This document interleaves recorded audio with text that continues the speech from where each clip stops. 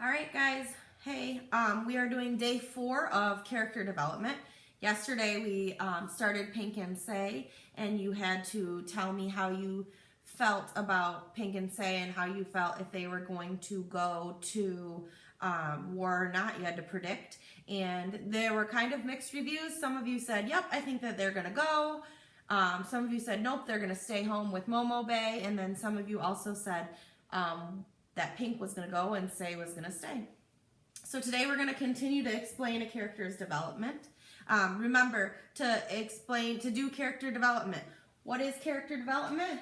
Character development is how a character changes from the beginning to the end of a story based on events in the story. So how do we find this? How do we do this? We identify how the character feels at the beginning. Then step 2, we identify how the character feels at the end. And then step 3, we ask ourselves what events in the story made the character change. And then we have a little thing here that we can do, a sentence starter. At the beginning, blank felt blank, but at the end, they felt blank. He or she changed his mind because. So we could say at the beginning, Say felt scared, but at the end, they felt, we don't really know, we haven't finished yet. Or we could say at the beginning, Pink felt brave, but at the end, he felt blank. We don't really know. So today we are going to explain the character's development. Why do we look for character development? Because good readers think about how characters develop in order to understand the impact that the events of the story have on the character. So today we are going to continue with Pink and Say, and we are going to see how they are feeling in this case. So remember yesterday they talked about how they are kind of turning into a family, and Pink and Say said what their names were. For the next week, Momo Bay fed us both up good. Raw milk and cornbread never tasted so good in all my born days. It were the first time in months my victuals didn't have any mealy worms in it. She saw to it that I tried to walk a little every day. So that's mean-looking leg don't go stiff on you and cripple up, she'd say. This place wasn't that much different from our farmhouse in Ohio. More poor, maybe more poor, but it smelled the same, like pine boards of good cooking, a mess of beans with salt pork, cornbread, greens, and onions. When we slept, she sat near us, stoked the fire, and watched over us. Never thought I'd feel safe enough to sleep deep again. My mother and Kalo, my father, jumped the broom on this very spot, Pink said as he walked on my first day outdoors. And that there was the master's house, Master Ailey. Pink spoke quietly as he helped me along. And how come you have this last name, I asked. Boy, when you are owned, you ain't got no name of your own. Even Kalo had to take that name. So on this page, we learned that Pink and his family were slaves, that this is the master's house here. So I'm wondering if maybe that's why Pink is so brave and helpful, is because previously he had a hard life as a slave. I'm also starting to see that Say is changing, because at first he was really, really scared, but now it says, never thought I'd feel safe enough to sleep deep again. So he's starting to become a little bit more comfortable while he's staying with them. As we rested under the willow tree, Pink asked me about my family back home. Got one brother still at home to help run the place for Pa, I answered. What was your outfit again? Pink asked. He'd asked me before. Ohio 24th, I carried the staff. Wasn't supposed to carry a gun, but then so many died, even us boys had to carry, after so many were slaughtered like hogs. Lest you got to carry, in the 48th, we couldn't have guns at first. We fought with sticks and hammers and sledges. Can you imagine not trusting us to fight? I couldn't imagine such a thing. Then, when they did finally give us muskets, they were from the Mexican-American War. Those muskets jammed and misfired. Then how in God's name can you want to go back, I asked. 'Cause it's my fight, Say. Ain't it yours too? If we don't fight, then who will? I had no answer for him, but God forgave me. I didn't want to go back, ever. So on this page, we kind of see that Pink continues to be eager to go to war. When asked if he wants to go back, he said, "'Cause it's my fight, Say. Ain't it yours too? I will fight. If we don't fight, then who will? So he's still continuing to feel brave. But despite Pink's bravery and conviction that, yes, I'm going to go fight, Say feels the exact opposite and doesn't want to go back. As he says, God forgive me, I don't want to ever go back to it. So he's still feeling scared. He does not want to go. After a few more days, I could walk a little steadier, but needed help. Pink took me out by the big house and walked me through it. Weren't much left of it, really. It was mostly burned out. Master Ailey had a library full of books right here, he said. He taught me to read, even though it was against the law. He must have been a good man, I said. More bad than good, Say. Sometimes I think he just liked being read to. There was this book of poetry, Say, that was this thick, and every night I'd read out loud to him from that book. I blessed this house because of all those beautiful books, but I cursed it too for what it stood for. We walked a bit further.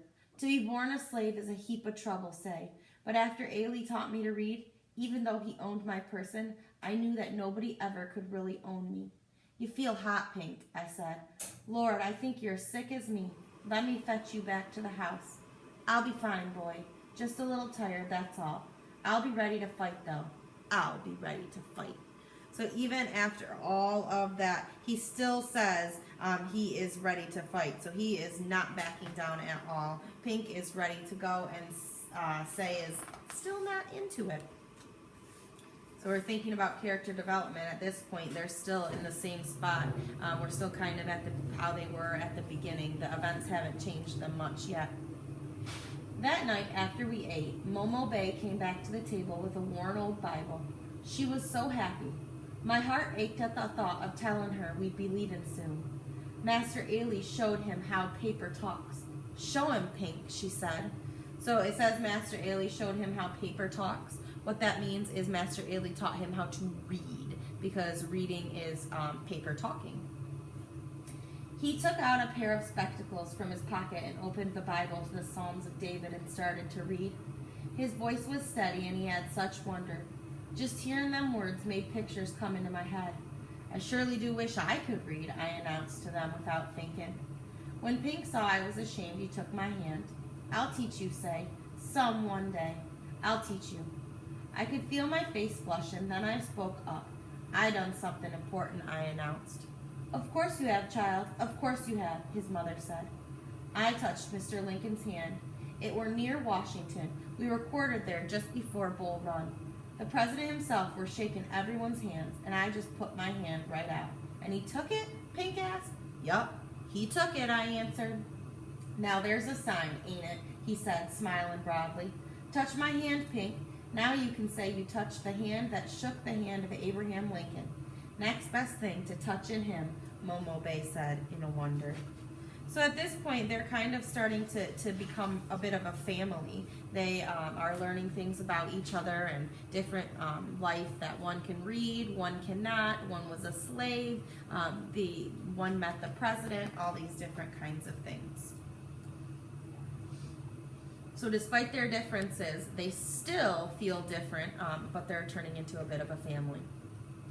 Most of the next day, Pink was studying an old map. Marauders don't fan out further than 30 miles or so for their camps. If they come here, then their units must be that close. We gotta get south of the river. See here, Say? That's where my troops were headed. We can meet up with them about here, I figured. Meet up with who? You ain't leaving, his mother's voice caught as she came upon us. Now, my mother, you knew we couldn't stay here. You had to know that, he said as he turned to calm her. No, no, my babies, my dear babies, she cried. She was inconsolable for a time. Then she sat still and afeared as she listened. Mother, this war has to be won, or this sickness that has taken this land will never stop. Pink always called slavery the sickness. When we talked, we have to go. He knelt at her feet. By the time that came into her eyes, she'd known that this day was coming. I could feel my breath catching. My chest was heavy, my hands were sweating, and I felt sick at my stomach. I knew that I had to tell Pink something. I just didn't know how. So he's still feeling, Say is still feeling really scared. It says, Breath was catching, my chest was heavy, my hands were sweating, and I felt sick to my stomach, which in that part means that they are very, very nervous about what is happening.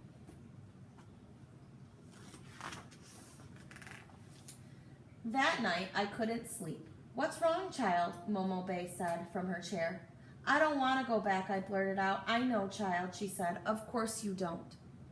"You don't understand. I took up and run away from my unit. I was hit when I was running. I sobbed so hard my ribs. I'm a coward and a deserter." She looked at the fire and said nothing for the longest time. Then her voice covered my cries. "You ain't nothing of the kind. You a child.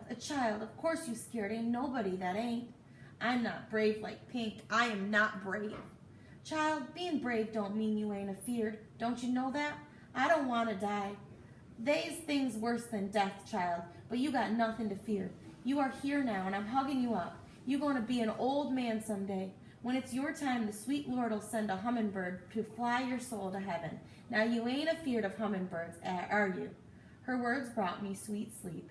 That night I dreamt of hummingbirds and green pastures full of sunlight and wildflowers. So at this point, I can see this is kind of a critical moment that Say is changing a little bit. First, I want to ask myself, how did this impact Say's character development? Until this point, he was terrified about going to war. But after being comforted by Momo Bay, he slept sweetly. He was able to do this because Momo Bay made him understand it was okay to be scared, that everyone is scared too. She said, "Child, being brave don't mean you ain't afraid. Don't you know that?" So I believe he's still afraid of war, but now he knows that it's natural to be afraid of war. The next morning, we mustered to leave. We packed cornbread, salt pork, and dried beans. I would have done just about anything to stay, but my place was with Pink. I owed him that. Just as we were making the last sweep of the place, making sure that there were no signs of us ever being there, we heard wild screams and shrieks coming from the woods. "Rooters," Pink said as he grabbed a piece of wood for the club. Momo Bay took it from him. "Get it to the root cellar. They ain't got no truck with an old dark woman. You get to that cellar, you hear?" We didn't like it, but then she pushed us. "Hurry, afore they're here." She lifted the root cellar door and shoved us in. "Don't come out till I tell you." We heard the porch steps creak as she ran to the cabin. "She's drawing them off," Pink whispered. When the Rooters came in, my heart was pounding so hard I was sure they could hear it up above us. There was a terrible commotion as they ransacked looking for food. Then there was silence. A single shot echoed throughout the trees outside. They let out a war whoop as they thundered. We waited for a sign for Momo Bay, but it didn't come. Finally, we climbed out and ran outside, only to see Momo Bay lying just beyond the porch. So it said that at this point that we can infer, based on the evidence that there was a single shot and she's laying on the porch, that Momo Bay is not alive anymore, that she was killed by the Marauders. I'm wondering if this has an impact on how Pink feels. So at first, Pink was all about being brave and helpful, and I'm going to go out and fight this war. So I'm wondering if what happened to Momo Bay is going to make him change his mind about this. So today, your job is to explain the character's development, and your job is to predict if what happened to Momo Bay, if her being killed by the Marauders, is going to change Pink. Or is Pink going to stay the same? So you need to tell me, is Pink going to change, or is he going to stay the same based on what happened? Is he still going to be brave and helpful, or is he going to change his mind? And you need to provide evidence from the text. Remember, we are explaining character development.